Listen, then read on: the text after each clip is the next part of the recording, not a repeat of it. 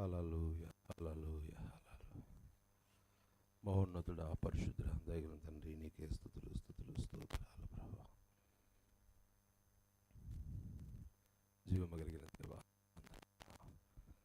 నీ మందిరములో ఉన్న సర్వ సమృద్ధి చేత మమ్మల్ని తృప్తిపరచువాడా నీకే స్తుతులు స్తుతులు స్తోత్రాలు ప్రభువా. హల్లెలూయా హల్లెలూయా హల్లెలూయా. అందరూ చేతులపై బిగ్గరగా దేవునికి స్తోత్రాలు చెబుదాం. హల్లెలూయా హల్లెలూయా. దయగల తండ్రి నీకే స్తుతులు స్తుతులు స్తోత్రాలు. హల్లెలూయా హల్లెలూయా. ఆరాధనకు యోగ్యుడా నీకే వందన, నీకే స్తుతులు స్తుతులు స్తోత్రములు స్తోత్రాలు స్తోత్రం. హల్లెలూయా హల్లెలూయా హల్లెలూయా హల్లెలూయా. ముందర వాక్య పరిచయంలో మాతో మాట్లాడి మమ్మల్ని బలపరచమని మహిమ ఘనత ప్రభావం నీకే ఆరోపిస్తూ స్తుతి ఆరాధన యేసునామములో సమర్పించి ప్రార్థించి అడిగి పొందుకుంటున్నాము తండ్రి. ఆమేన్ ఆమేన్ ఆమేన్.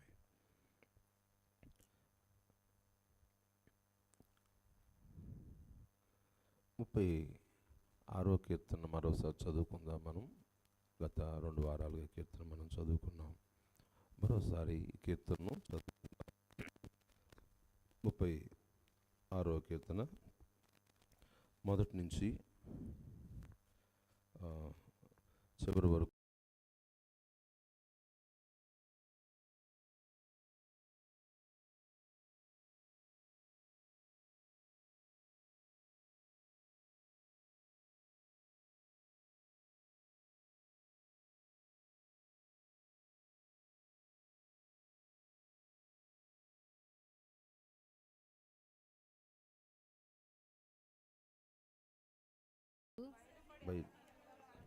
అది వాని దృష్టి ఎదుట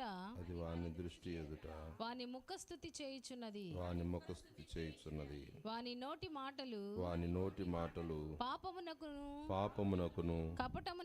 కపటమునకును ఆస్పదములు. బుద్ధి కలిగి ప్రవర్తింపను మేలు చేయువాడును చేయువాడు మానివేసి ఉన్నాడు. వాడు మంచము మీదనే పాపయోచనను యోచించును. వాడు కాని నడతలు నడుచువాడు. చెడుతనము వానికి అసహ్యము కాదు. యెహోవా నీ కృప ఆకాశమునంటుచున్నది. నీ సత్య సందత్వము అంతరిక్షమునంటుచున్నది. నీ నీతి దేవుని పర్వతములతో సమానము. నీ న్యాయ విధులు మహాగాధములు.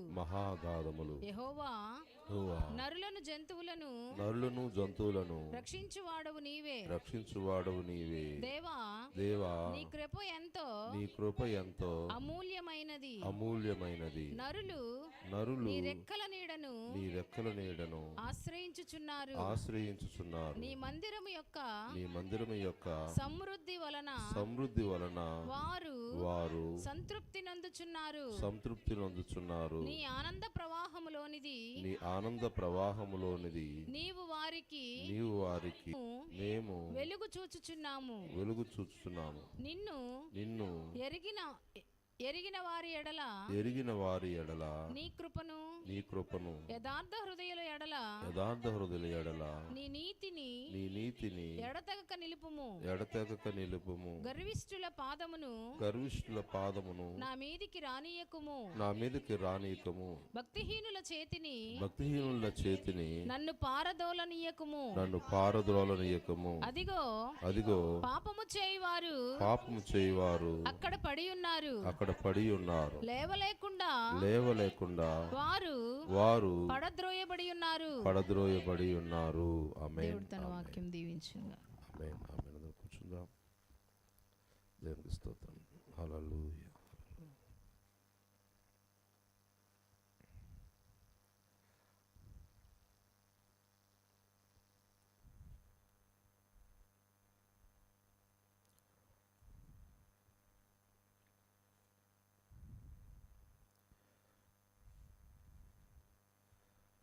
దేవుడు నామానికి మహిమ కలుగును. హల్లెలూయా హల్లెలూయా.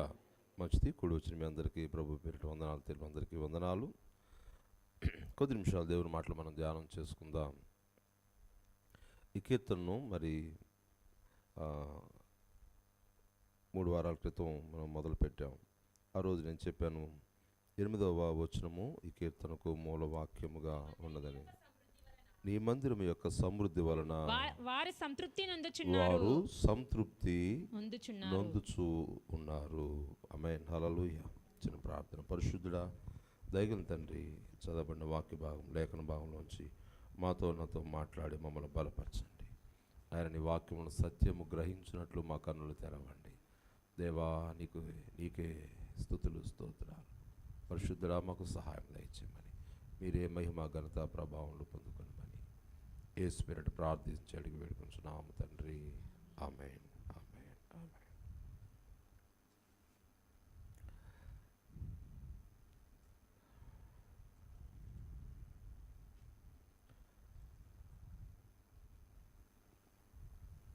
ఇక్కడ కొన్ని విషయాలు గత వారంలో కూడా మనం ధ్యానం చేసుకున్నాం. చాలా సంగతులు ఇక్కడ ఏమేమి ఉన్నాయో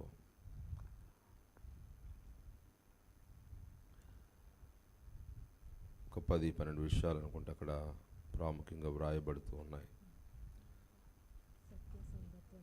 నీ కృప, నీ సత్యసంధత్వము, నీ న్యాయ విధులు,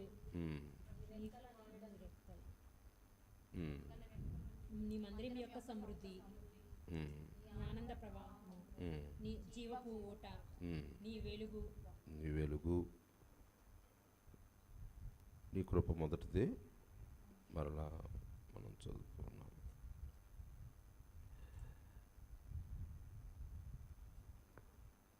దేవుని మందిరం యొక్క సమృద్ధి, ద అబౌండెన్స్, ప్లెంటీనెస్, ఫుల్నెస్.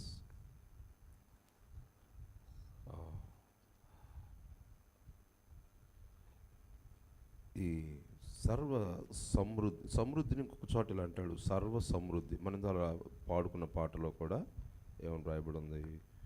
సర్వ సమృద్ధి.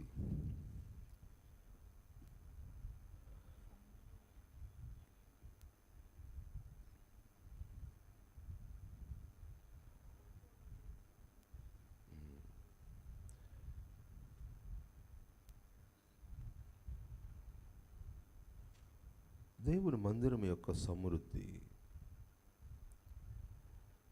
ఇక్కడ నేను ఇలా రాసుకున్నా, సమృద్ధి, సంతృప్తి, సమృద్ధి, సంతృప్తి. సమృద్ధి ఆయన మందిరంలో, సంతృప్తి మన హృదయంలో. మనం ఎప్పుడైతే హృదయపూర్వకంగా ఆయన సన్నిధిని అనుభవిస్తామో, లేదా ఆయన మందిరంలో నిలుస్తామో, అప్పుడట మనము సంతృప్తి కలిగి ఉంటాము. సాటిస్ఫాక్షన్. మనకు సమృద్ధి ఉందా? సమృద్ధి అంటే మనం ఇలా చెప్పచ్చు, దాన్ని ఇలా అనుకుంటాం. సమృద్ధి అంటే మనకు బాగా అన్నీ ఎక్కువగా ఉంటే అప్పుడు సమృద్ధిగా ఉన్నాయి.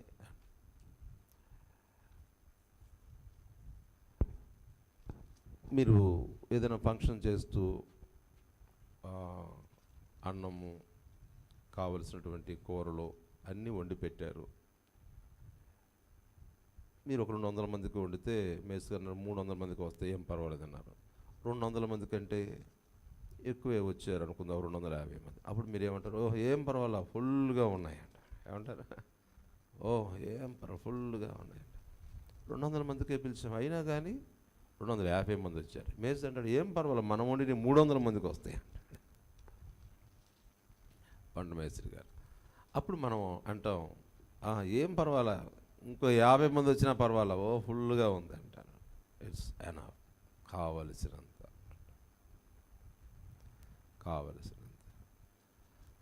దేవుని మందిరంలో సమృద్ధి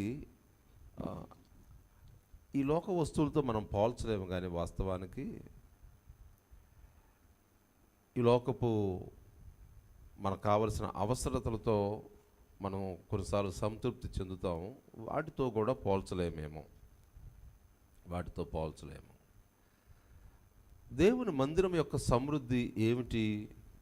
ఫిలిప్పీలు రాసిన పత్రికలో ఒక మాట చూడండి. ఫిలిప్పీలు రాసిన పత్రిక 4వ అధ్యాయంలో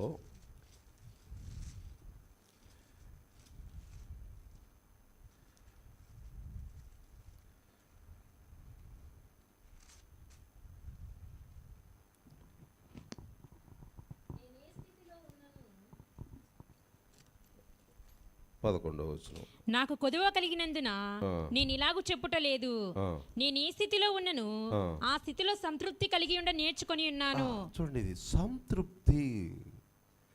ఏ స్థితిలో ఉంటే ఆ స్థితిలో సంతృప్తి కలిగి. కొంతమందికి కడుపు నిండితేనే సంతృప్తి. అపోస్తులైన పౌలు అంటాడు, నేను ఏ స్థితిలో ఉన్నా ఆ స్థితిలో సంతృప్తి కలిగి. అంటే ఆకలేసిన అన్నం తిన్నామంటే ఏదో తినాలే, మనం తిన్నా కానీ మనకి ఇష్టమైన కూర వండి ఎవరైనా పెట్టినా కానీ, ఏంటి వాళ్ళు బాగా కక్క మొక్క వేసారా, వేసారులే, 4 బొయ్యిలు వేసారు అంటారు. అయినా తృప్తి ఉండదు.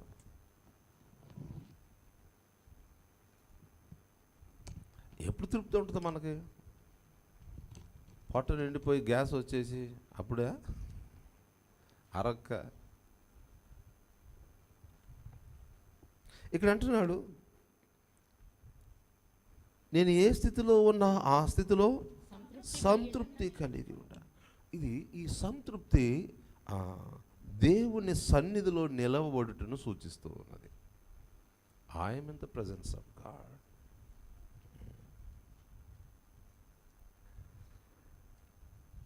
ఇప్పుడు 18వ వచనం చదవండి. నాకు సమస్తమున సమృద్ధిగా కలిగి ఉన్నది. ఆగండి, ఇక్కడ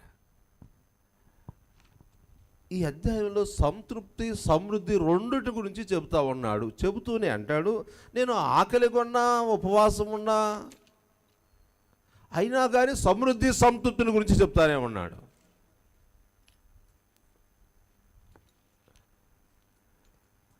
పన్నెండవ వచనం చదవండి ఇప్పుడు. దీన స్థితిలో ఉండ ఎరుగుదును. దీన స్థితిలో ఉండటం తెలుసు నాకు. సంపన్న స్థితిలో ఉండ ఎరుగుదును. సంపన్న స్థితిలోనూ ఉండటం తెలుసు నాకు. ప్రతి విషయములోను అన్ని కార్యములలోను కడుపు నిండి ఉండుటకును ఆకలి కొని ఉండుటకును సమృద్ధి కలిగి ఉండుటకును లేమిలో ఉండుటకును నేర్చుకున్నాను అంటున్నాడండి. నేను అన్నిటిలోనూ ఉండటం నేర్చుకున్నాను అంటున్నాడు. అన్నిటిలోనూ ఉండటం నేను అనుకుంటున్నాను, అపోస్తుడైన పౌలు ఎందుకు అన్నిటినీ నేర్చుకుంటున్నాడు? ఎందుకు అన్నీ నేర్చుకోవాలనుకుంటున్నాడు? మీరెప్పుడైనా మీ పిల్లలకు ఆకలి నేర్పించారా? నో. కొన్నిసార్లు పిల్లలకి ఆకలి అవ్వనివ్వరు కదా కొంతమంది. పిల్లలకి కరువు నేర్పించామా? మన ఇంట్లో ఏమీ లేని స్థితి మీ పిల్లలు ఎరుగుదురా? మనం ఎరుగి అపోస్తలుడైన పౌలు అంటాడు, నేను నేర్చుకొని ఉన్నాను అంటున్నాడు. నేర్చుకొని ఉన్నాడు. లేమిలో ఉండినప్పుడు నేను సంతృప్తి కలిగి ఉంటాను. ఆకలితో ఉన్నప్పుడు సంతృప్తి.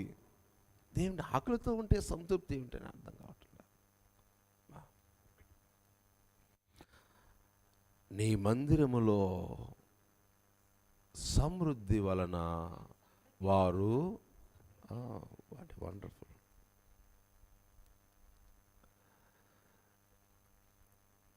చదవండి ఇంకా ఆ వచనాన్ని.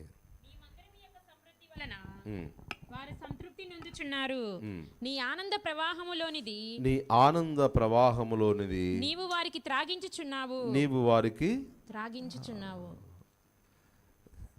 ఈ రెండో లైన్లో కూడా నేను వెళ్ళలేనేమో. సరే, ఈ ఆనంద ప్రవాహము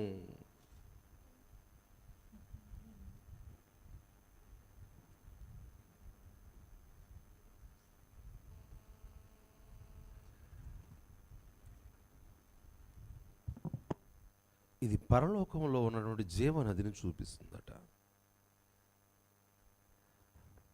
హెజ్కేలు గ్రంథంలో, ప్రకటన గ్రంథంలోనే ఆయన జీవజల నది గురించి చెబుతూ అవి అక్కడ వారికి ఆహారమును, వారికి ఔషధముగాను, అవి ఆ చెట్లు, ఆ నీళ్లు వారికి జీవజలముగాను ఉన్నాయని వ్రాయబడతా ఉన్నది. ఆ పరలోకములోనట దేవుడు మనకి ఆకలి వేయనవడు, కానీ దేవుడు ఆహారాన్ని పెడుతూ ఉన్నాడు. ఆకలి లేకుండా ఆహారం అట, అక్కడ రోగము లేకుండానే స్వస్థత అట, మనకి దాహము లేకుండా నీకు జీవజలము. ఆమేన్, హల్లెలూయా. ఇవన్నీ పరలోకపు అనుభవాలట, అవి ఆనంద ప్రవాహములోనిది అంటున్నాడు.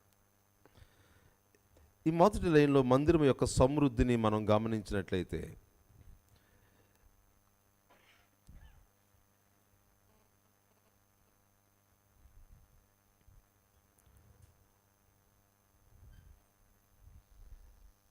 ఒకవేళ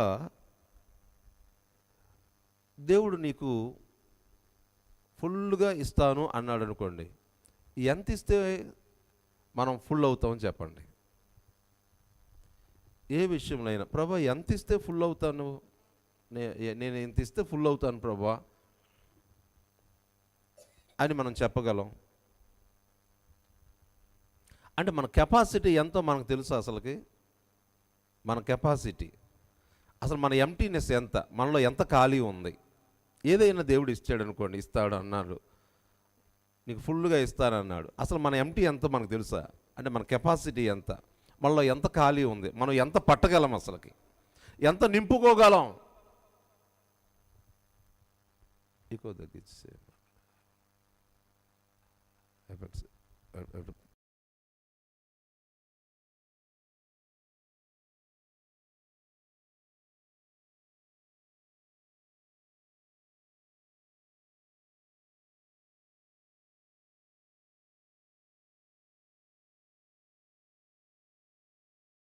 మన కెపాసిటీ ఎంత, మన ఎంటీనెస్ ఎంత, మనలో ఎంత ఖాళీ ఉంది పూర్తి చేసుకోవడానికి. అపోస్తలుడైన పౌలు అన్న మాటలను బట్టి చూస్తే, కలిమిలో ఉండుట, లేమిలోను, ఆకలితో ఉండటము, కడుపు నింపుకొనుట అన్నీ నేర్చుకుని ఉన్నాను, అన్నిట్లోనూ సంతృప్తి కలిగి ఉన్నాను అంటాడు. నేను అన్నిట్లోనూ సాటిస్ఫైడ్గా ఉన్నాను అంటున్నాడు. సాటిస్ఫైడ్, ఇట్స్ ఎనఫ్ అన్నట్టుగా ఉన్నాడట. ఆకలేస్తుందా, అయినా చాలు అన్నట్టుగా ఉన్నాడట. అంటే మన కెపాసిటీ ఏంటి అసలుకి? పౌలు కెపాసిటీ ఏంటి? పౌలుకి ఎంత ఆహారం, ఎంత ఏమిస్తే ఫుల్ చాలు అంటాడట. పౌలు అంటున్నాడు, నాకు ఇచ్చినా నేను ఫుల్గానే ఉన్నాను, ఇవ్వకపోయినా ఫుల్గానే ఉన్నాను అంటున్నాడు.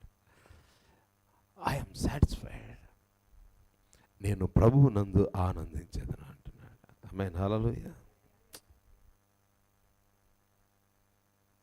ఎల్లప్పుడూ ప్రభువు నందు ఆనందించండి. ఈ సమృద్ధి, సంతృప్తి, సంతోషము,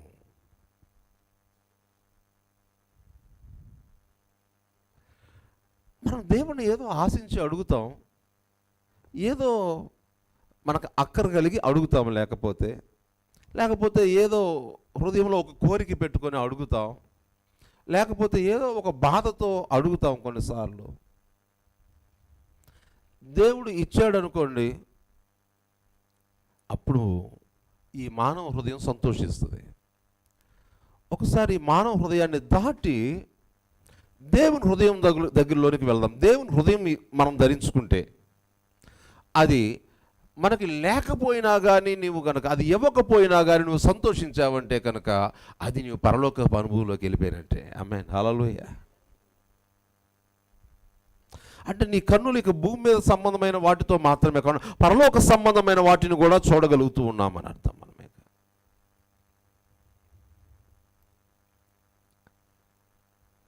మనకు ఏదో అనారోగ్యం ఉందనుకోండి,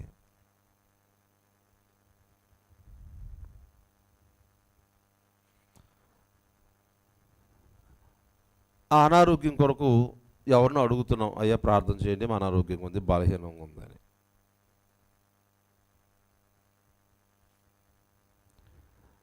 దేవుడు ఆరోగ్యం ఇస్తే, స్వస్థపరిస్తే సాక్ష్యం చెప్తాం.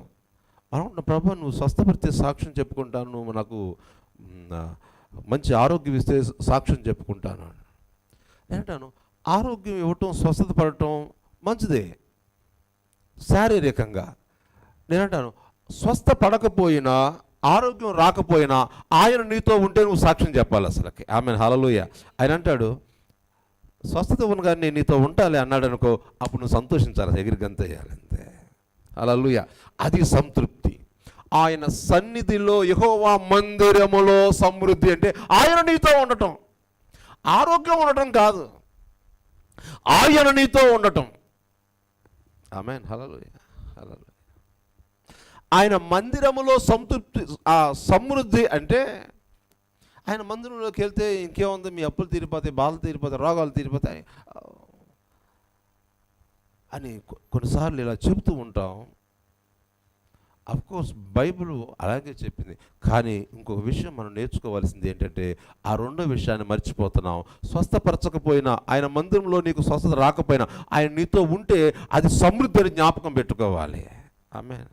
ఆయన నీతో ఉన్నాడు, ఆయన మందిరంలో ఆయన సన్నిధిని అనుభవిస్తున్నావంటే అది నిజంగా గొప్ప సంతోషము నీకు. ఆయన మందిరములో ఉన్న సమృద్ధి.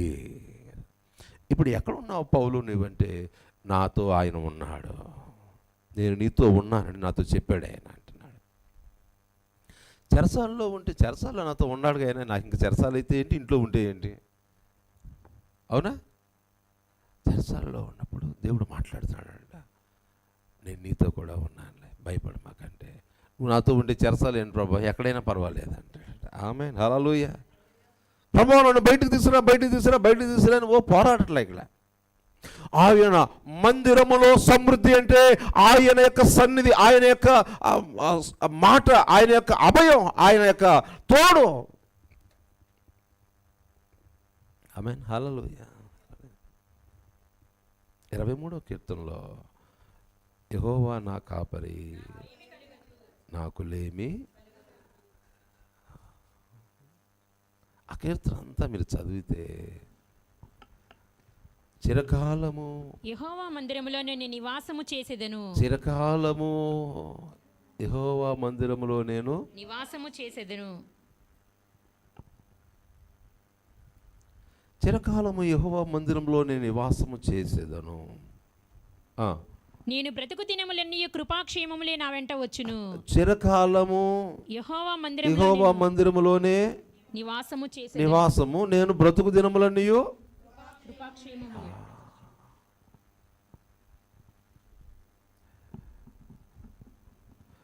ఏం క్షేమం ఉన్నాడు, ఎంత క్షేమంగా ఉన్నాడో దావీదు. ఇహలోకంలో దావీదు చాలా బాధలు పడ్డాడు. రాజు అవ్వకముందు పడ్డాడు, రాజు అయ్యాక పడ్డాడు. చాలామందితో చాలా ఇబ్బందులు పడ్డాడు. కొడుకులతో పడ్డాడు, భార్యతో పడ్డాడు, మామతో పడ్డాడు, బావలతో పడ్డాడు. అందరూ ఎన్ని పోట్లే పడిచారు. ఇంకో పక్కన జనాభా లెక్కేస్తే సాతాను, ఇంకో పక్కన బత్షెబాతో పాపం చేసి కొడుకును పోగొట్టుకొని తన సొంత అపరాధాలు అన్నీ, చాలా ఒడిదుడుకులు అన్నీ ఓర్చుకొని వచ్చాడు.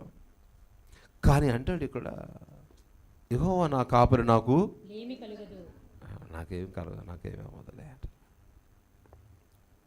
నాకేమి అవ్వదులే అంట. ఇన్ని ఒడిదుడుకులు వచ్చినా కానీ అబ్బో ఎన్ని కష్టాలు, బాధలు, ఎన్ని పగొడకూడదు అన్నాడు. మనం చాలాసార్లు అనుకుంటాం నా కష్టం పగొడకూడదు, అందరూ అదే మాట అంటారు.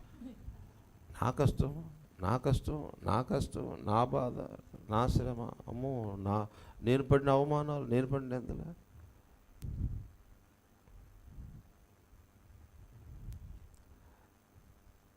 మనం మనుషులము సాధారణముగా మనుషునికి కలుగు ఆ శోధనలో కూడా, శ్రమంలో కూడా ఆయన్ని మీకు తోడుగా ఉంటాడు, తప్పించుకునే మార్గాన్ని కూడా చూపిస్తానంటున్నాడు. మరి యేసయ్య మన కొరకు ఆయన ఎన్ని బాధలు పడ్డాడు. ఎందుకు మన బాధలు మనయేనా లేకపోతే వేరే వాళ్ళయ్యా? వేరే వాళ్ళయ్యా మనయ్యా? ఏమండి,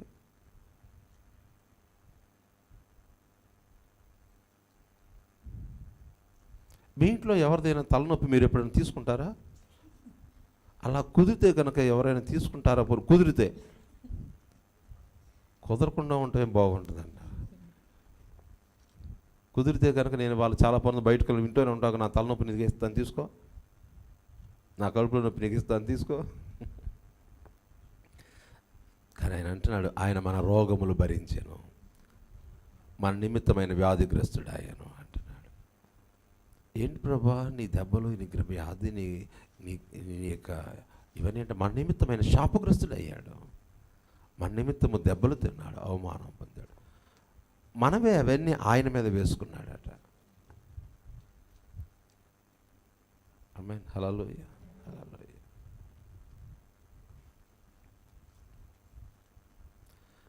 దేవుని సన్నిధిలో మనం ఆ సమృద్ధిని అనుభవించాలండి.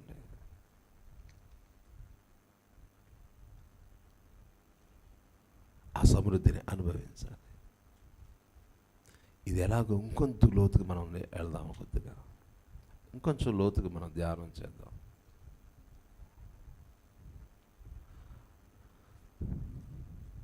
మనం కొన్నిసార్లు సమృద్ధి కావాలని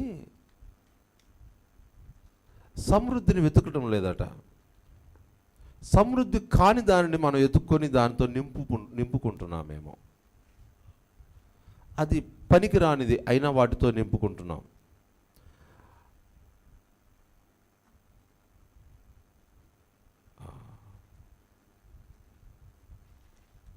ఎలీషా కాలంలో వంట చేయడానికి ఆకులన్నీ కోసుకురమ్మంటే ఒకడు ఏం కోసుకొచ్చాడు?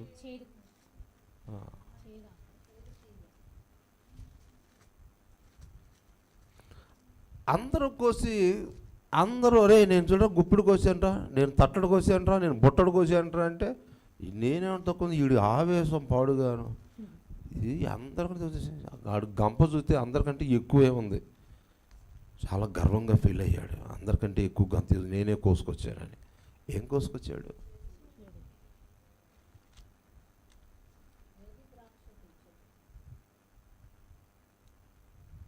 చూడండి, అది ఎన్నో అధ్యాయం?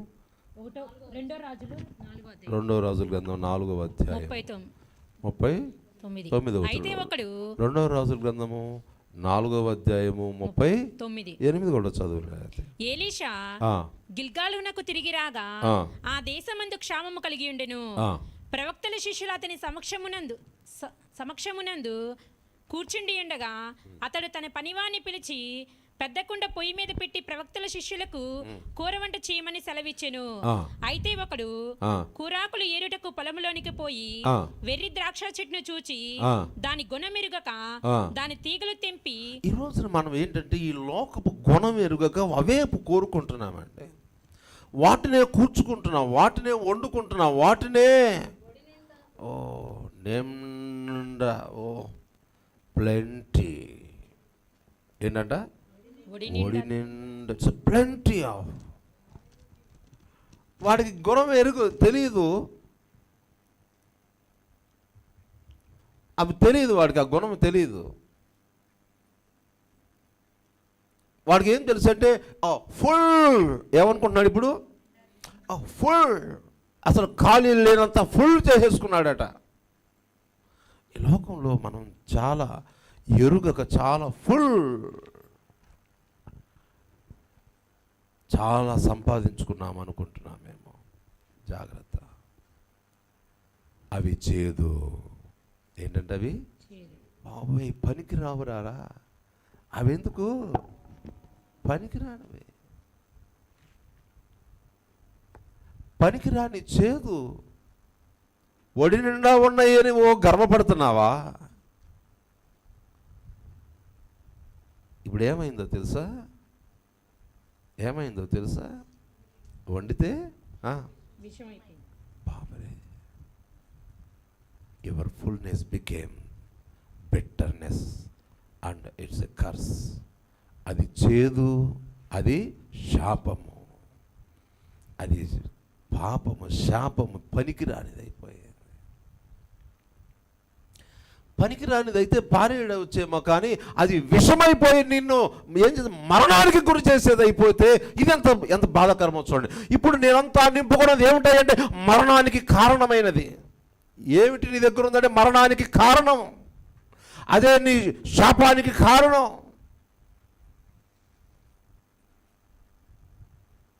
అదే శాపానికి కారణం.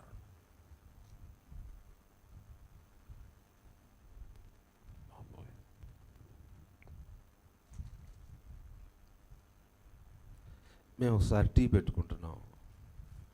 టీ పెట్టుకుంటా డబ్బా షుగర్ వేసాము, అయినా టీ కావట్లేదు. టీ ఏంట్రా డబ్బా షుగర్ వేసినా టీ కావట్లేదు. తీరా చూస్తే అది షుగర్ కాదు, టేస్టింగ్ సాల్ట్. అది ఏంటిది? అది ఎంత ఒక్క రవ్వ వేసుకుంటే చాలు, రోజు తింటే మీ పేగులు అట్ట చిన్న చిన్నగా తుప్పట్టినట్టుగా పట్టి బెజ్జం పడుతుంది. ఇక మీరు తిన్న ఈ పేగుల్లో నుంచి ఇట్లా బరస్ట్ అయిపోయి పొట్టలోకి వెళ్తాయి, కన్నాల్లోని. మన వాటర్ పైపుకి కన్నం పడితే అట్ట నీళ్ళు వస్తాయో అట్టకి వెళ్తూ ఉంటాయి అంట. అంత డబ్బాడు వేసుకున్నాం టీలో. మా పెద్ద పాస్టర్ గారు తీసుకెళ్ళి టీ పంచదార వేయలేదా? ఓ ఎంత వేసామండి పంచదార, ఏంటి ఇష్టం ఉంది. అదొక రకంగా టేస్ట్ వచ్చేసింది. ఏమైంది అది? ఇప్పుడు పంచదార వేసాం, ఫస్ట్ మా ఆలోచన ప్రకారం వేసాం, పంచదార వేసాం. కానీ తర్వాత తెలిసింది ఏమిటాయి అంటే అది విషం. అది తింటే తాగితే పేగులు ఏమైపోతాయి? ఏం వేసారు చూపించండి డబ్బా. ఈ డబ్బాలో టేస్టింగ్ సాల్ట్ ఉండాలి, ఏది ఇంకెక్కడ ఉంది? మొత్తం 2 సంవత్సరాలకు సరిపడే టేస్టింగ్ సాల్ట్ తీసుకొచ్చి మొత్తం ఒక టీలో వేసి పారేసాం అంతే. తర్వాత తెలిస్తే ఏమైంది? అది తాగితే ఏమవుతుంది? ఇక అంతే, ఇక పేగులు ఎందుకు పనికిరావు, పేగులు ఎందుకు పనికిరావు. కొంతమంది వాటర్ బాటిల్ అని తెలియక వెనిగర్ తాగేస్తారు, ఇళ్లలో పెట్టబాకండి, ఈ జాగ్రత్త.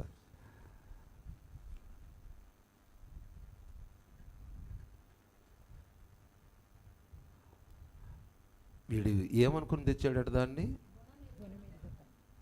వంటకి బోల్డెన్ ఆకులు తెచ్చాడు, కష్టపడ్డాడు, చెమటోడ్చి అక్కడ పెట్టి అంటున్నాడు, ఈరోజు చాలా సంపాదించుకొచ్చాను అనుకుంటున్నాడు. ఫైనల్లీ ఏం సంపాదించుకున్నావు? చేయదు. ఈ రోజున మన పరిస్థితి ఏం సంపాదించుకుంటున్నాం? దేవుని సన్నిధిలో సమృద్ధిని సంపాదించుకుంటున్నామా? ఇహలోకపు సమృద్ధిని సంపాదించుకుంటున్నామా? ఒడి నిండా ఉన్నది ఉండటానికి, కానీ ఏముంది? గుణం ఎరుగక ఒడి నింపేసుకున్నావు, గుణం ఎరుగక ఇల్లంతా నింపేసుకున్నావు. తీరా చూస్తే అది ఏంటట? విషమైపోయింది. యెషయా గ్రంథంలో మాట వ్రాయబడి ఉంది. యెషయా గ్రంథము 55వ అధ్యాయం మొదటి నుంచి చదవండి. యెషయా గ్రంథము 55వ అధ్యాయము మొదటి నుంచి. దప్పిగొనిన వారలారా నీళ్ళ ఎద్దకు రండి, దప్పిగొనిన వారలారా నీళ్ళ ఎద్దకు రండి, నీళ్ళ ఎద్దకు రండి. రూకలు లేని వారలారా, రూకలు లేని వారలారా, మీరు వచ్చి కొని భోజనము చేయుడి, మీరు వచ్చి కొని భోజనము చేయుడి, భోజనము చేయుడి. ఇప్పుడు 2వ వచనం చదువు. ఆహారము కాని దాని కొరకు, ఆహారము కాని దాని కొరకు మీరేలా రోకలిచ్చెదరు, మీరేలా రోకలిస్తారు? సంతుష్టి కలుగజేయ దాని కొరకు, సంతుష్టి కలుగజేయని దాని కొరకు, కలుగజేయని దాని కొరకు మీ కష్టార్జితమును ఎందుకు వ్యయపరచెదరు? ఈ రోజున మనం సంతృప్తి అనుకుంటాం, సంతృప్తి కాదు. సంతుష్టి అనుకున్నది సంతుష్టి కాదు, క్షేమం అనుకున్నది క్షేమము కాదు. ఒడి నిండా నింపుకున్నావు కూర అనుకున్నది కూర కాదు, అది చేదు విషము. డబ్బులు ఇచ్చి పాయిజన్ కొనుక్కుంటావా? ఏమండి, డబ్బులు ఇచ్చి ప్రాణం పోగొట్టుకునేది తెచ్చుకుంటామా? ఆయన సన్నిధిలో ఏముందంట? సమృద్ధి. యెహోవా మందిరములో, నీ మందిరములో సమృద్ధి వలన వారు సంతృప్తి నొందుచున్నారు. ఆమేన్, హల్లెలూయా. 27వ కీర్తనలో కూడా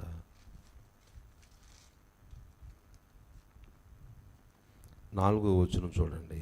యెహోవా యొద్ద ఒక వరము అడిగితిని, దానిని నేను వెతుకుచున్నాను. యెహోవా యొద్ద ఒక వరం అడిగితిని, దానిని నేను వెతుకుచున్నాను.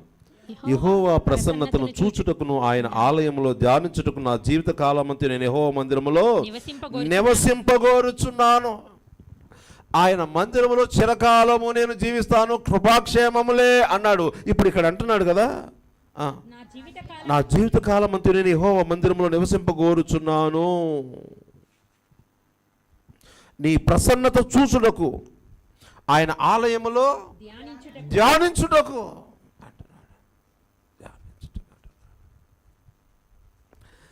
ఇక్కడ ఆయన సన్నిధిలో సమృద్ధి అంటే, ఇక్కడ ఆయన సన్నిధిలోనికి వచ్చి మనకు కావలసిన కూరగాయలు, రైసు బ్యాగులు ఇవన్నీ ఇక్కడ ఇవి కాదు.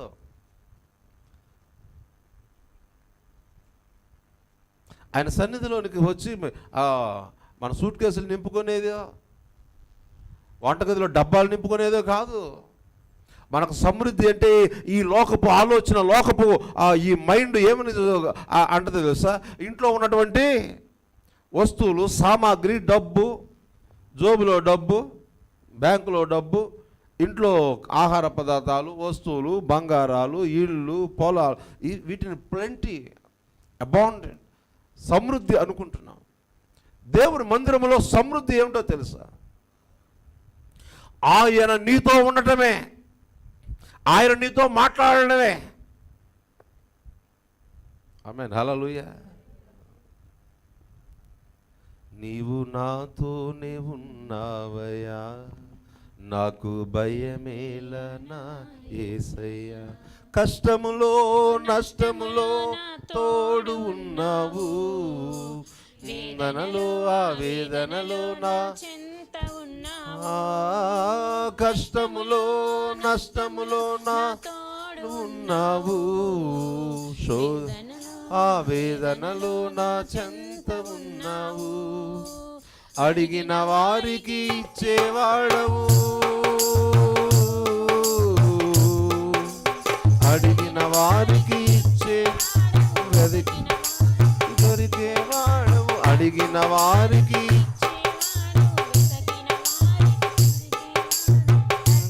వారికి తెరచే దేవుడవు,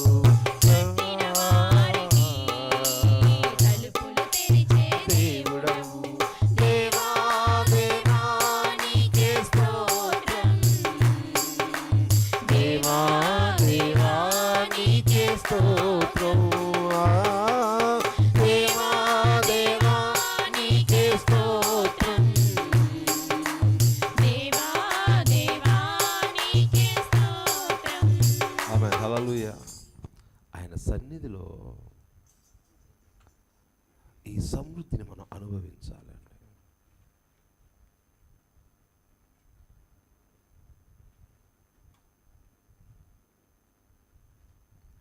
ఒక ఆహారం గురించో, మనకు కావలసిన వస్త్రాల గురించో కాదంటున్నాడు ఆయన. ఎందుకు వాటిని వెతుకుతున్నారు?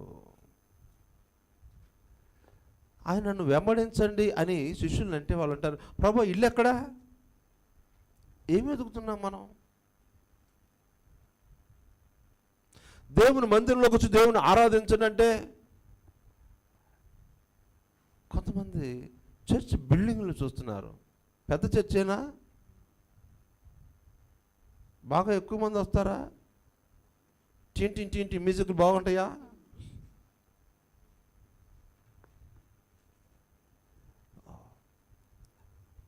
నేనంటాను, మన ఇంట్లోనూ శరీర సంబంధమైన ఎదుగు, దేవుని మందిరంలో కూడా శరీర సంబంధమైన వాటిని వెతుకుతున్నాం. ఏసీ ఉందా? ఏం వెతుకుతున్నాం మనం? ఈ దేవుని మందిరములో సమృద్ధిని మనం వెతకాలి. తప్పలేదు. ఆయన అంటున్నాడు,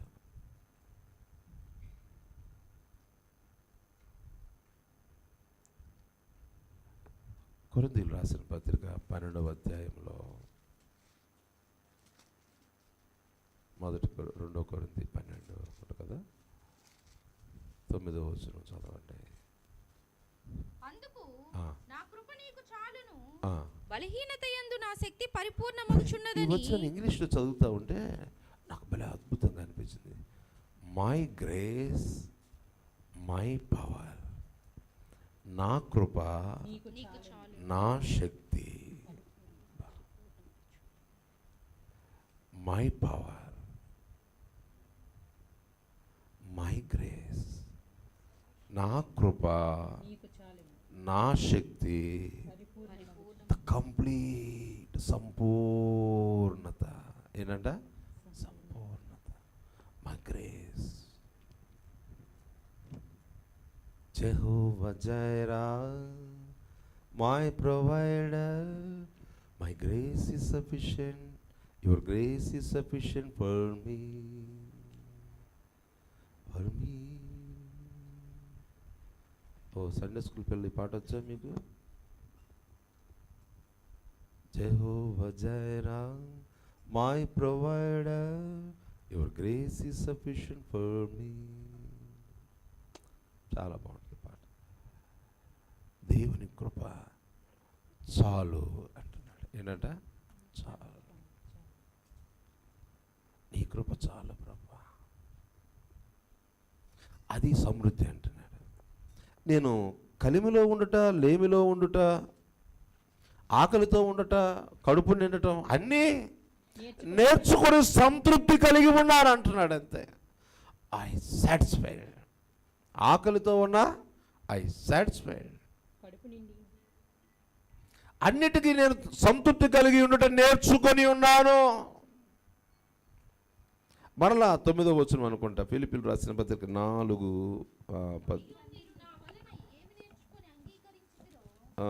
కాదు అనుకుంటా, అయితే అంతేనా? 11వ వచనం కదా. నేనే స్థితిలో ఉన్నను, నేనే స్థితిలో ఉన్నను, ఆ స్థితిలో సంతృప్తి కలిగి ఉండ నేర్చుకొని ఉన్నాను అంటాడు. నాకు కొదువు కలిగిందని ఇలా చెప్పట్లేదు, నాకేదో తక్కువైందని పర్లేదులే సరిపెట్టుకుంటానని చెప్పట్లా. I satisfied, I satisfied, it's enough. ఇంకో మాట ఇలాగ అంటాడు, ఐ ఫిల్డ్ అంటాడు. నాకు సంపూర్ణంగా ఫుల్గా ఉన్నది, నో ప్రాబ్లం అంటున్నాడు. ఆమేన్, హల్లెలూయా. నేను సంతృప్తి కలిగి ఉన్నాను అంటున్నాడు. ఈ పౌలు ఈ మాటలు రాసినప్పుడు ఇది చదివిన తర్వాత ఇంకా మనకి ఏదైనా లేకపోతే ఊరికి కళ్ళమ్మ నీళ్ళు పెట్టుకుని ఏడ్చామంటే మనకంటే దౌర్భాగ్యం కూడా ఉన్నాడు. ఇది లేదేంటి ప్రభా, అది ఇవ్వలేదేంటి ప్రభా, ఇది జరగలేదేంటి ప్రభా అన్నాము అంటే కనుక మనం ఇంకా ఒకవేళ అవి ఉన్నా కానీ దౌర్భాగ్యమేనాను మేము అసలు. అంతే.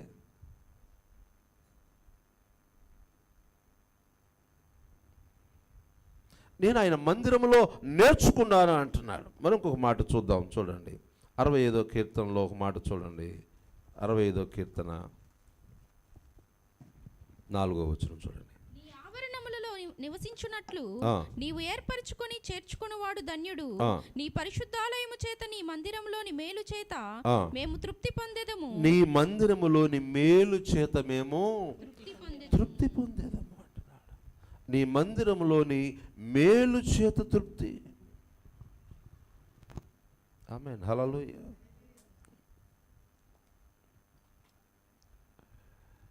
ఆయన మందిరంలో ఉన్న మేలు మంచి పొజిషన్లో ఉన్న దానియేలు ఆయన మందిరము వైపు తన కిటికీలు తెరిచి ప్రార్థన చేస్తూ ఉన్నాడు. దానియేలు గ్రంథం 6వ అధ్యాయములో 8వ వచనం 7వ వచనంలో ఉంటుంది చూడండి. 8వ వచనం మేము మాదీయుల యొక్కయు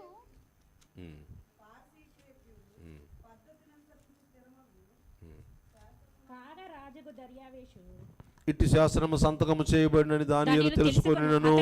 ఎన్నో వచనం అది? 9వ వచనం. తన ఇంటికి వెళ్ళి యథాప్రకారముగా అనుదినము ముమ్మారు మోకాళ్ళుని తన ఇంటి పైగది కిటికీలు యెరూషలేము తట్టునకు తెరవబడి ఉండగా శాసనము సంతకము చేయబడి తెలుసుకొనినను. మందిరము వైపు కిటికీలు తెరిచి ఏం చేస్తున్నాడట? తన దేవునికి ప్రార్థన చేయొచ్చు. ఆయన స్తుతించుచు వచ్చును. వాళ్ళు అంటారు, దానియేలు ఏం చేస్తున్నాడో వాళ్ళు చెప్తారు. 11వ వచనం, ఆ మనుషులు గుంపు కూడి వచ్చి దానియేలు తన దేవునికి ప్రార్థన చేయుటయు ఆయన బతిమాలుకొనుటయు చాలండి. దానియేలుకున్న స్థితి సాటిస్ఫైడ్ కాదు. ప్రార్థన చేస్తేనే దేవుడు తనకు క్షేమస్థితిని, తన యొక్క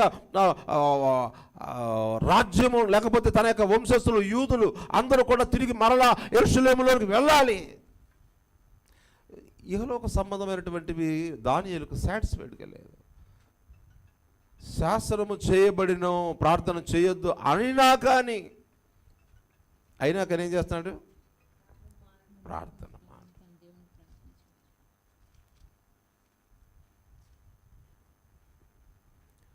యేసయ్య ప్రార్థన గురించి చెబుతూ మీరు విసుగక ప్రార్థన చేయండి, మానక ప్రార్థన చేయండి అంటున్నారు. ఇక్కడ మీరు రాజుల గ్రంథంలో సొలొమోను మందిరం కట్టినప్పుడు ఒక ప్రార్థన చేస్తాడు. ఆ ప్రార్థనలో ఒక భాగమే ఈ దానియేలు గ్రంథము ఈ వచనానికి ఆధారం. అసలుకి మొదటి రాజుల గ్రంథంలో 8వ అధ్యాయము 30వ వచనం, మరియు నీ దాసుడైన నేనును. మొదటి రాజుల గ్రంథము 8వ అధ్యాయము 30వ వచనం, మరియు నీ దాసుడనైన నేనును నీ జనులైన ఇశ్రాయేలీయులను ఈ స్థలము తట్టు తిరిగి ప్రార్థన చేయనప్పుడల్లా, ఈ మందిరం కట్టి అంటాడు, మేము ఇటువైపు తిరిగి ప్రార్థన చేసినప్పుడల్లా నీ నివాస స్థానమైన ఆకాశమందు విని మా విన్నపము అంగీకరించుము. వినుడప్పుడల్లా చూడండి, ఈ మందిరం ఒకవేళ మేము ఈ మందిరానికి వచ్చి ప్రార్థన చేస్తాము, ఒకవేళ మేము ఎక్కడికైనా అటు ఇటు వెళ్ళిపోతే ప్రభువా, అటు ఇటు చెదిరిపోతే అప్పుడు ఈ స్థలము తట్టు తిరిగి ప్రార్థన చేయనప్పుడెల్లా అంటున్నాడు. ఆమేన్, హల్లెలూయా.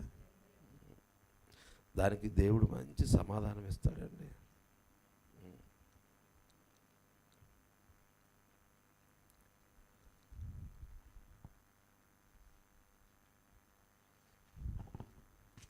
తొమ్మిదవ అధ్యాయము అక్కడే మొదటి రాజులు 9 3వ వచనం చదవండి.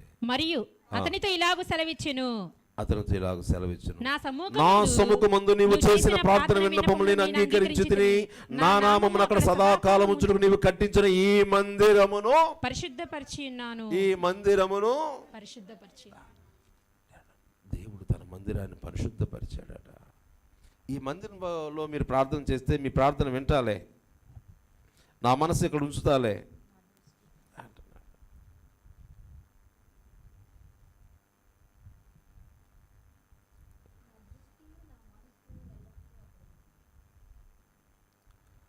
మీరు ఇదే ప్రార్థన దినవృత్తాంతాల్లో కూడా చేస్తాడు. రెండవ దినవృత్తాంతములు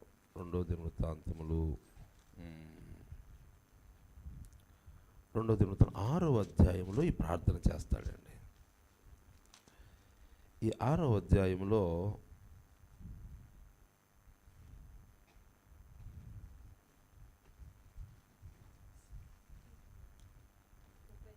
నీ నివాస స్థలమైన ఆకాశం నుండి నీ వారి విన్నపం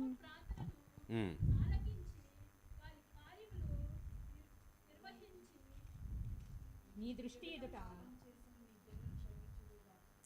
తాము చెరలోనున్న దేశం పై వచ్చిన ఉంది కదా, తాము చెరలోనున్న దేశమందు పూర్ణ హృదయముతోను పూర్ణ ఆత్మతోను నీ ఎద్దుకు మల్లుకొని తమ పితరులకు నీవిచ్చిన తమ దేశం మీదకిని నీవు కోరుకున్న ఈ పట్టణం మీదకిని నీ నామ ఘనత కొరకు నేను కట్టించిన ఈ మందిరం మీదకిని మనసు త్రిప్పి విన్నపము చేసిన యెడల, ఈ మందిరం మీదకి మనసు త్రిప్పి విన్నపము చేసిన యెడల అప్పుడు దేవుడు మాట్లాడుతున్నాడు 7వ అధ్యాయం 12వ వచనం నుండి.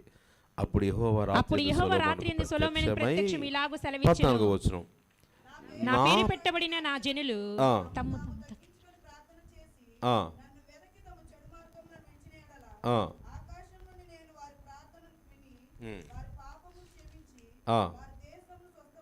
ఆమేన్ హల్లెలూయా.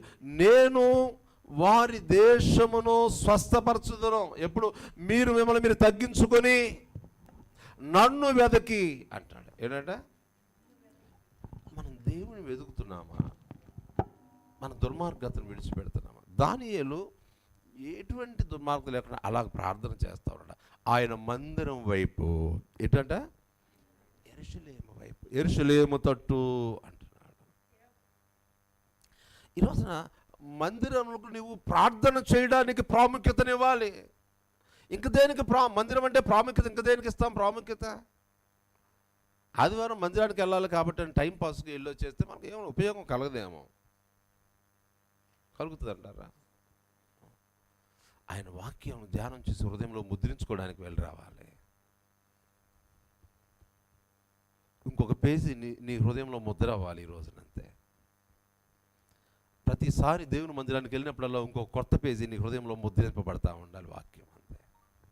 ప్రతిసారి దేవుని మందిరంలో నీవు ప్రార్థన చేసినప్పుడల్లా దేవుడు నీ ప్రార్థన ఆలకించేటట్టుగా నీ ప్రార్థన ఉండాలి. ఆలకించేటట్టుగా, నువ్వు చేసినట్లుగా కాదు, నీవు చేసిన ప్రార్థన ఆయన ఆలకించినట్లుగా నీ ప్రార్థన ఉండాలి. ఆయన మందిరములో క్షేమమును ఆయన అనుగ్రహించేవాడట. ఏమనుగ్రహిస్తాడట? మేలు చేత అంటున్నాడు అక్కడ. మేలు చేత, ఆయన మందిరములో మేలు. ఈ లోకంలో దేవుడు లేని వారు మనకంటే ఎక్కువ ఆస్తిపరులు ఉన్నారు, మనకంటే ఎక్కువగా సమృద్ధి అనుభవించేవారు ఉన్నారు. కానీ దేవుడు లేని వాడి కంటే దౌర్భాగ్యుడు ఇంకెవడో ఉండడు అసలు. అంతే, దేవుడు లేనివాడే. ఈ లోకంలో ఆస్తులు ఒకడు ఎక్కువ తక్కువ అని మందిరంలో ఉన్నవారు, లోకంలో ఉన్నవారు, రాజకీయ నాయకులు అందరినీ బేరీజ్ వేసుకుని ఎక్కువ తక్కువ ఈ లోకంలో కలుగుతుంది. కానీ దేవుడు కలిగి ఉన్నవాడి కంటే ఐశ్వర్యవంతుడు ఇంకొకడు లేడంతే. Amen hallelujah. వాడికంటే భాగ్యవంతుడు మరొకడు లేడంతే. Amen hallelujah.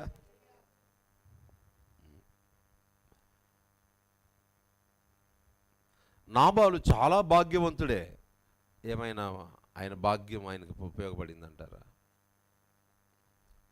దావీదుకి పొట్ట నింపుకోవడానికి ఒక ప్లేట్ మీల్స్ కూడా లేవు. కానీ దావీదుకి ఎవరు తోడుగా ఉన్నారండి? దేవుడు తోడుగా ఉన్నాడు. అది సమృద్ధి అంటే. నాబాలు దగ్గర క్రొవ్విన విందు చేశాడంటే బాబురే, మామూలు విందు చేయలే. తెల్లారేసరికి ప్రాణం పోయింది. అదేనా సమృద్ధి అంటే? ఆయన అంటున్నాడు, అందుకే నా మందిరములో సమృద్ధి. లోకపు సమృద్ధిని వెతకమాకండి, లోకములో వాటితో నింపబడమాకండి. నా మందిరములో వాటితో నింపబడిని. నా మందిరములో మేలు, నా మందిరములో వాగ్దానము, నా మందిరంలో ఆశీర్వాదము, నా మందిరములో కృప, క్షేమములు. ఆమేన్ హల్లెలూయా.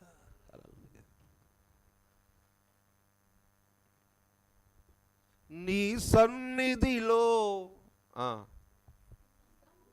సంపూర్ణమైన సంతోషము కలదు, కృపాక్షేమములు నీ మందిరము సమృద్ధిగా కలవు.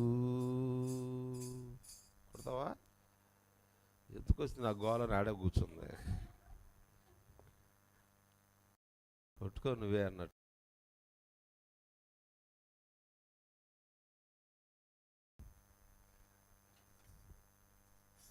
అతి సుందరుడవు యేసయ్యా, మనోహరుడవు నీవయ్యా, అతి సుందరుడవు యేసయ్యా, మనోహరుడవు నీవయ్యా. యథార్థవంతుల సభలో పరిశుద్ధులతో కలసి నిన్ను ఆరాధించెదను. యథార్థవంతుల సభలో పరిశుద్ధులతో కలసి నిన్ను ఆరాధించెదను. హల్లెలూయా హల్లెలూయా హోసన్నా ఆరాధన. హల్లెలూయా హల్లెలూయా హోసన్నా ఆరాధన. నీ సన్నిధిలో సంపూర్ణమైన సంతోషము కలదు. కృపాక్షేమములు నీ మందిరములు సమృద్ధిగా కలవు. నీ సన్నిధిలో సంపూర్ణమైన సంతోషము కలదు. కృపాక్షేమములు నీ మందిరములు సమృద్ధిగా కలవు. నే దీనుడనై నీ సన్నిధిని అనుభవించెదను. నే దీనుడనై నీ సన్నిధిని అనుభవించెదను. పరవశించి పరవళ్ళు త్రొక్కి ఆరాధించెదను. పరవశించి పరవళ్ళు త్రొక్కి ఆరాధించెదను. హల్లెలూయా హల్లెలూయా హోసన్నా ఆరాధన.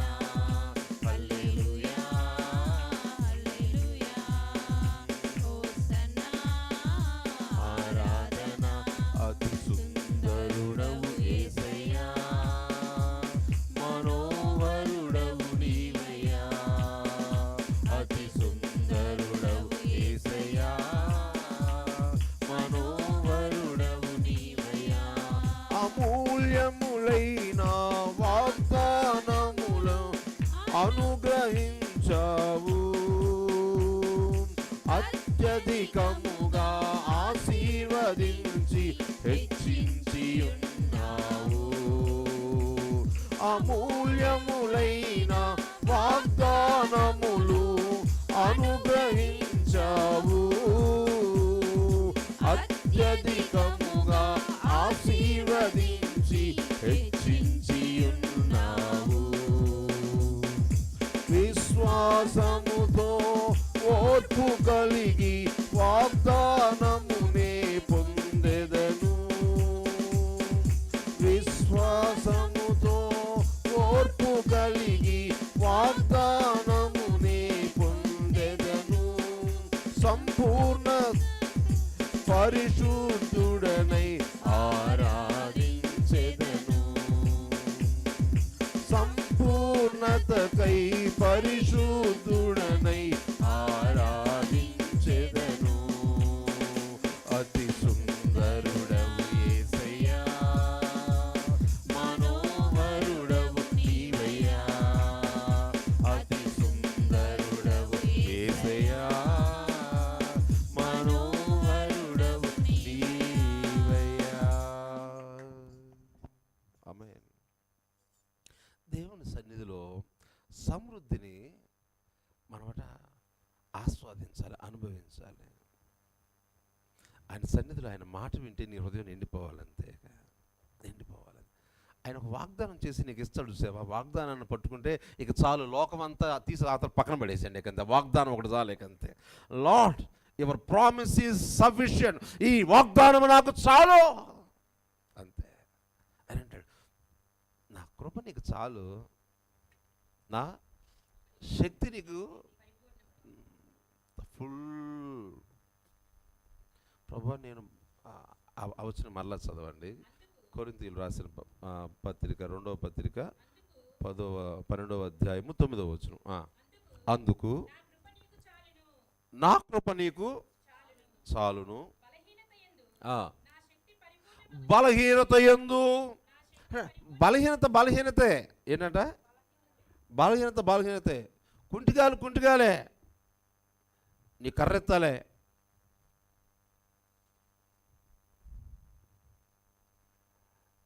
ఇంకా చెప్పాలంటే కర్ర కూడా కాదేమో, ఇంకా పర్ఫెక్ట్ అంటున్నాడు.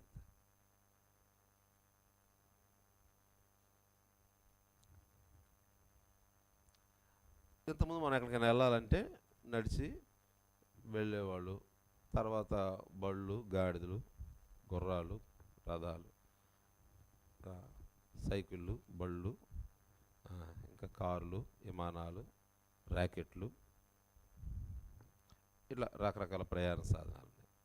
దేవుడు అంటున్నాడు, నువ్వు కాలు కదపకోకుండా నేను ఈ లోకంలోనే కదా పరలోకంలో కూడా అన్ని ఆకాశాలకు తీసుకుని వెళ్ళిపోతాను, నీ కాలు ఎందుకేం కూరుకో. దేవునికి స్తోత్రం, హల్లెలూయా. నా శక్తి నీకు ఫుల్నెస్. ఆమేన్, హల్లెలూయా, హల్లెలూయా. దేవుడు అంటున్నాడు, నీ బలహీనత ఎందు నా శక్తి, మై పవర్, నా పవర్ సరిపోతుంది.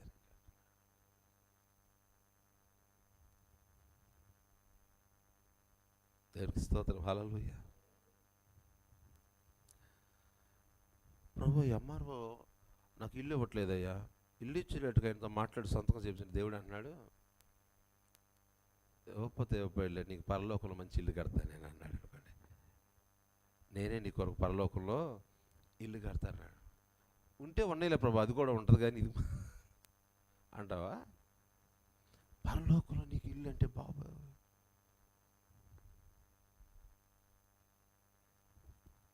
ఒక్క చుక్క నీరు ఎంత వాల్యూ తెలుసా? ఆ లాజరును పంపి తన చిటికనేలా బొట్టనేలా అన్నిటికంటే సన్నగుండేది చిటికనేలే. ఓ దోసుడి నీళ్ళు అడిగాడా, గుప్పిడి నీళ్ళు అడిగాడా? ఏంటా వాల్యూ? ఇప్పుడు ఎక్కడున్నాడు ఈ ధనవంతుడు? చదవండి 16వ అధ్యాయం లూకాసు వార్త. ఎన్నో అధ్యాయం, ఎన్నో వచనం? 16వ అధ్యాయము 24వ వచనం. అది పై కింద వచ్చిన చదువు. ఇంకా కుమారుడా, నీ జీవిత కాలమందు నీకిష్టమైన సుఖము, సౌఖ్యము, సంతృప్తి, క్షేమము. ఇప్పుడు ఏం కావాలంటున్నాడు? ఒక చిటికెడు ఏంటంట, చిటికెడు వేలు కొనను నీళ్ళలో ముంచి నాలుకను చల్లార్చుటకు లాజరును పంపుము. ఇప్పుడు దేవుడు అంటున్నాడు, అది నేనే పరలోకపు సమృద్ధి ఇస్తానంటుంటే ఇప్పుడు దానికి మనకేమో కళ్ళు మూసుకుపోయి మనకు కనబడక ఈ లోకంలో ఏమడుగుతున్నాం? ఈ లోక సంబంధమైనవే అడుగుతున్నాం. ఆయన అంటాడు, నా మందిరపు సమృద్ధి చేత నేను మిమ్మల్ని సంతృప్తి పరుస్తానంటున్నాడండి. మనమేమో లోక సంబంధమైన వాడితో నింపు అంటున్నాం. ఆయన నా మందిరపు సంతృప్తి, నా మందిరపు సమృద్ధి. ఆయన మందిరంలో ఏమున్నాయి? కృపాక్షేమములు ఉన్నాయి, మేలు ఉందట, ఆశీర్వాదం ఉంది, వాగ్దానం ఉంది, ఆయన వాక్కు ఉంది, ఆయన యొక్క సహవాసం ఉన్నది, ఆయన తోడు ఉంది, ఆయన అభిషేకం ఉంది, ఆయన ఆత్మ ఉన్నది. ఈ పరలోక సంబంధమైన వాటి విషయంలో ఒక్కటి ఎంత మనకు అలా టచ్ అయినా చాలు. అసలు అంతే, నీకంటే ధనవంతుడు, నీకంటే భాగ్యవంతుడు ఈ లోకంలో ఎవడు లేడేకంతే. ఈ లోకంలో ఎవడైనా నీ ముందు దిగదుడిపోయేకంతే. ఆమేన్ చెప్పండి. ఆయన నా మందిరము వలన, నా మందిరములోని సమృద్ధి.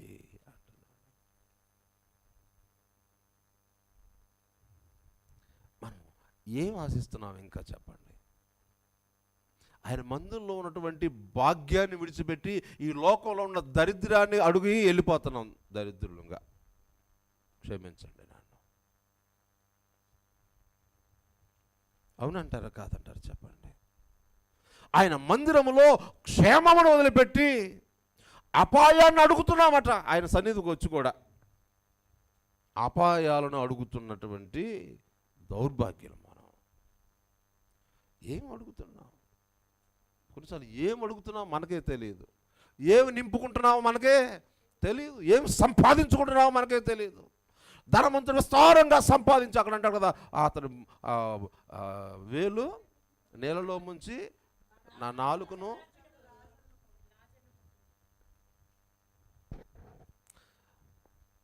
ఇక్కడే ఒక మాట చెప్తారు. అంతకుముందు లాజరు శరీరపు పుళ్ళు ఎవరు నాకారు? ఇప్పుడు ఎవరు నాకుతారంటున్నారు?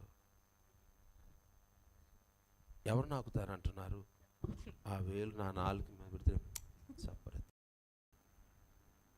అర్థం చేసుకొని పరలోకపు భాగ్యాన్ని మనం మిస్ అవుతున్నాం. ఈ రోజున పరలోకపు భాగ్యం అని మనం అశ్రద్ధ చేస్తున్నామండి.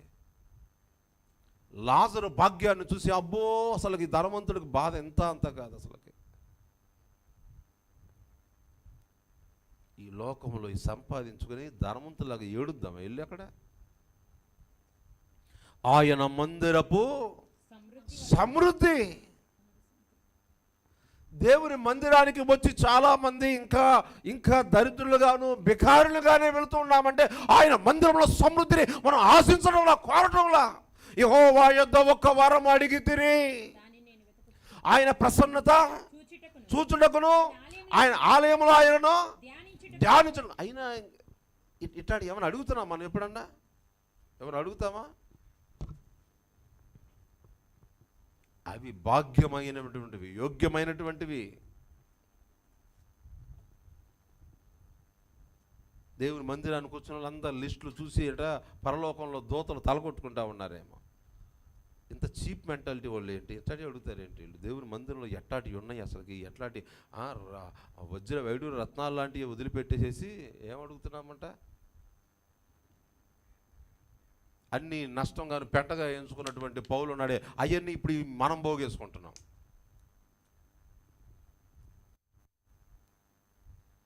హల్లెలూయా. దేవుని సన్నిధిలో సమృద్ధిని వెతకాలండి. Give me your power. Health గురించి అడగమాకండి. దేవుని తోడు కోరుకోనండి, ఆయన బలాన్ని కోరుకోనండి, ఆయన తోడు, ఆయన మాటను కోరుకోండి, ఆయన వాగ్దానాన్ని కోరుకోనండి. ఆమేన్. హల్లెలూయా. కష్టమేమో కదా, ప్రభువా స్వస్థపరచు స్వస్థపరచు, ఇదే ప్రార్థన మనకి. చాలాసార్లు కొంతమందికి ఇది లేదని, అది లేదని, ఇది లేదని, ఇవే అడుగుతున్నాము. అసలు ప్రభువా నువ్వు నాకు తోడుంటే దీన్ని అధిగమించే శక్తి నాకు ప్రభువా అని అడగాలి. ఆమేన్. హల్లెలూయా. హల్లెలూయా. చూడండి, కొంతమందికి చేతులు కాళ్ళకి అప్పుడప్పుడు పడిపోయినప్పుడు చిన్న చిన్న దెబ్బలు తగులుతాయి. వాళ్ళు ఒకవేళ అసలుకి కాళ్ళు చేతులు బాగా దెబ్బలు తగిలితే హాస్పిటల్లో పడుకుంటారు. కొంతమంది చిన్న చిన్న కట్టులు వేసుకొని పని చేసుకుని వెళ్ళిపోతారు. నేనంటే ఈ లోకంలో అవన్నీ మనం ఎట్టంటే చిన్న చిన్న దెబ్బలు అంటే అవన్నీ పక్కన పెట్టేసి దేవునితో నన్ను నడిచి వెళ్ళిపోవాలి అంతే. హల్లెలూయా. అసలు వాటిని పట్టించుకోవడానికి వీలు లేదు అసలు అంతే. అఫ్కోర్స్ దేవుడు అంట ఆటోమేటిక్గా మనకు తగ్గించడానికి ఆయన కావాల్సినటువంటి ఇమ్యూనిటీని శక్తి మనకి ఇచ్చేసాడు అంతే. నీ శ్రమల గురించి, నీ యొక్క బాధల గురించి ఇదైపోతాయి, అవన్నీ తగ్గిపోతాయి. నీకు ఆహారమా, అవన్నీ నీకు సమకూర్చబడతాయి. ఆమేన్. హల్లెలూయా. హల్లెలూయా. ప్రియమైన సహోదరులారా, you don't worry about that. దాని గురించి మీరు చింతపడమాకండి అసలు. చచ్చిపోయేటప్పుడు కూడా ఇదే చింత. నా ఉంగరం ఎవరు తీసుకుంటాడో, గొలుసు ఎవరు తీసుకుంటాడో, అదే ఏ చింత. ఈ లోకంలోనే ఉంటాడు. పరలోకానికి అక్కడికి వెళ్ళటానికి మార్గం ఏమైనా ఉందా అసలు ముందు మనకి? నరకానికి వెళ్ళిపోతే అక్కడ ఆ ధనవంతుడు ఎడుతున్నాడు చూడండి. ఏమి నాకుతాడంట? లాజరు చిటికిన వేలు. అంతకుముందు ఇంటి ముందు పడున్న లాజర్ని అసలు లెక్క చేశాడా? ఎక్కడున్నాడు ఈ లాజరు? చూడండి. లాజరు అని ఒక దరిద్రుడు నేను వాడు కురుపులతో నిండిన వాడై ఆ. ధనవంతుని ఇంటి వాకిట పడి ఉండి ఆ. అతని బల్ల మీద నుండి పడి రొట్టె ముక్కలతో ఆకలి తీర్చుకుని గోరెను. ఆ. అంతేకాక కుక్కలు వచ్చే వాని కురుపులు నాకెను. ఇప్పుడు ఎవరు నాకుతారు అంటున్నారు? ఆ గేటు దగ్గర ఉన్న చూడండి, ఇక్కడున్న పొజిషన్కి పరలోకంలో పొజిషన్కి ఎంత వ్యత్యాసం ఉందో అర్థమైందా మీకు? ఎవరిని బతిమలాడుతున్నారు? ఈ ధనవంతుడి యొక్క బల్ల మీద పడిన రొట్టె కోసం అప్పుడు లాజరు బతిమలాడాడట. ఇప్పుడు పైకి వెళ్ళిన తర్వాత ఎవరో ధనవంతుడు ఏం బతిమలాడుతున్నాడు? అయ్యా అయ్యా అయ్యా, రొట్టె అవుతుంది, ద్రాక్షారసం కనీసం ఆ ఏలు కొన నేలలో ముంచి నా నోట్లో నా నాలుగు. ఏమైందో చూడండి, అప్ సైడ్ డౌన్, పూర్తిగా తారు. నేనంటాను ఈ లోకములో ఉన్నవన్నీ అంతా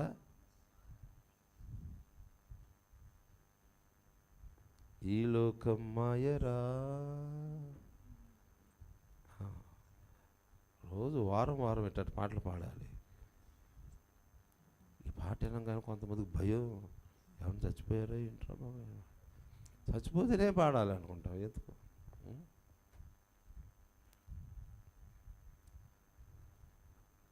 ఈ లోకంలో ఉన్నదంతా అవి మన జీవానికి ఉపయోగం కాదని బైబిల్ చెప్తుందండి. ఆయన మందిరములో, నేనంటే ఈ లోకంలో ఎక్కడ దొరకదు. నీవు దేవుని మందిరానికి వచ్చే ఇక్కడ నువ్వు శ్రేష్టమైనవి పొందుకోవడానికి అవకాశం ఉంది. ఇక్కడ మాత్రమే, ఇంకెక్కడ లేదు. ఇంకెక్కడికన్నా వెళ్తే నీకు దొరకవు అవి. ఇంకెక్కడికన్నా వెళ్తే ఈ లోకపు భాగ్యాలను సంపాదించుకుంటావేమో, ఈ లోకపు బంగారాలు, వెండి, పొలాలు, స్థలాలు సంపాదించుకోగలవేమో. దేవుని మందిరంలోకి వస్తే మాత్రమే నిజమైన సమృద్ధిని సంపాదించుకోవడానికి అవకాశం నీకు ఎక్కడంతే. ఈ లోకంలో ఎవరికి లేదు ఆ భాగ్యం. You are at the presence of God. నీవు ఆయన సమృద్ధిని సంపాదించుకునే స్థలంలో ఉన్నావు, ఆయన సమృద్ధి దొరికే స్థలంలో ఉన్నావు. ఆయన మందిరంలో ఉన్నటువంటి సమృద్ధి ఇదిగో నీకు ఇప్పుడు అవైలబుల్గా ఉన్నది. ఎక్కడున్నావు మనం తెలుసా ఇప్పుడు? అసలుకి చాలామంది ఉంటారు, వాళ్ళు ఏదో వాళ్ళు చర్చకు వెళ్ళిపోతారు, వాళ్ళు గుడికి వెళ్ళిపోతారు. నేను అంటాను, నీవు అందరికంటే శ్రేష్టమైనటువంటి స్థలంలో ఉన్నావు, నీవు మేలైన స్థలంలో ఉన్నామండి. అదృష్టమండి, మనకి భాగ్యవంతులమండి.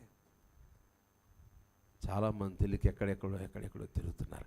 యోర్ మోస్ట్ వండర్ఫుల్ ప్లేస్, చాలా అద్భుతమైన స్థలంలో ఉన్నామని నేను కళ్ళు ఉంచి ప్రార్థన చేసుకుందాం. ఆమేన్, హల్లెలూయా. కొద్ది నిమిషాలు ప్రార్థన చేసుకున్నాండి. నువ్వు ఎక్కడున్నావో నువ్వు కనుక గ్రహించగలిగితే ఇప్పుడు అడుగుతావు దేవుణ్ణి, ఏం అడగాల? నువ్వు మెస్సియా దగ్గర ఏమడుగుతున్నావు? నీళ్ళు అడుగుతావా? అసలు ఆయన ఏం అడగాలో తెలుసా నీకు? ఓ సమరయ స్త్రీ, నిన్ను దాహమును కమ్మనిన వాడు ఎవరో నీవు ఎరిగి ఉంటే ఆయన్నే నీవు అడుగుతావు. అసలు హల్లెలూయా, హల్లెలూయా. ఆయన సన్నిధిలో ప్రభు పాదాల దగ్గర శ్రేష్టమైనవి అడుగుదామా? యెహోవా యొద్ద ఒక్క వరం అడిగి తినండి. ఆయన మందిరంలో సర్వ సమృద్ధి ఉన్నాయండి, కృపాక్షేమములు ఉన్నాయట. ఆయన మందిరములో శ్రేష్టమైనవి ఉన్నాయి, పరలోకపు జీవ సంబంధమైనవి ఉన్నాయి. ఏం అడుగుతున్నాం ఈ రోజున మనము?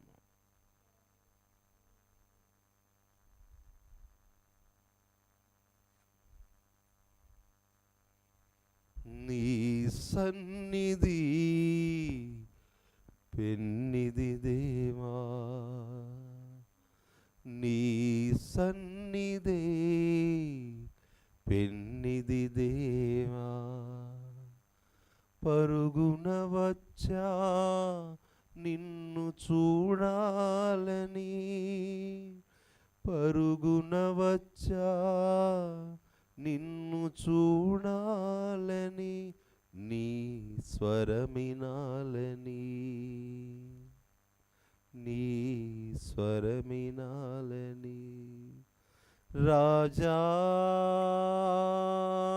యేసు రాజా, రాజా యేసు రాజా, రాజా యేసు రాజా,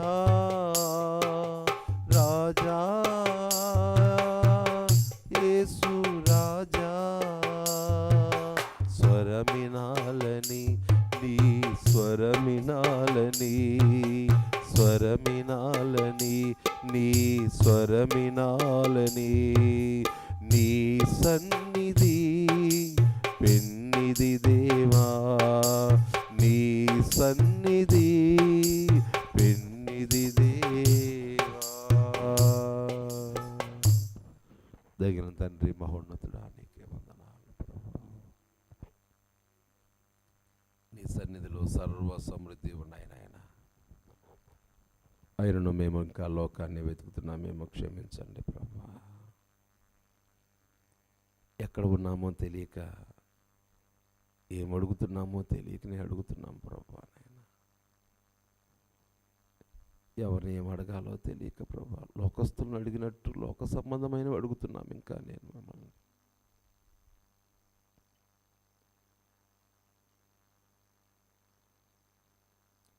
ఎంత క్షేమమైన స్థలంలో మేమున్నామో నాయన, ఎంత సమృద్ధి అయిన స్థలంలో మేమున్నామో తండ్రి నాయన, ఎంత బలమైన నీ చేతిలో మేమున్నామో ప్రభువా. దేవానికి వందనాలు తండ్రి.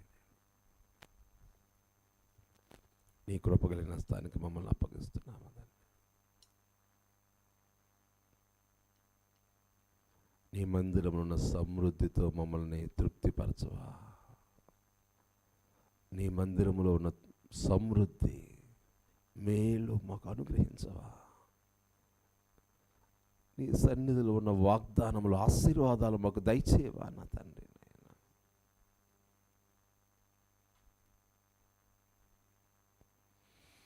దేవా దేవా, నీ దయగల స్థానికి మమ్మల్ని అప్పగిస్తూ ఎత్తుబడిన వాక్యం అందరూ జాలీలు చిమ్మలిసి ఫలించే కృప దయచేయమని యేసు పేరిట ప్రార్థించి అడిగి వేడుకుంటున్నాము తండ్రి. ఆమేన్, ఆమేన్.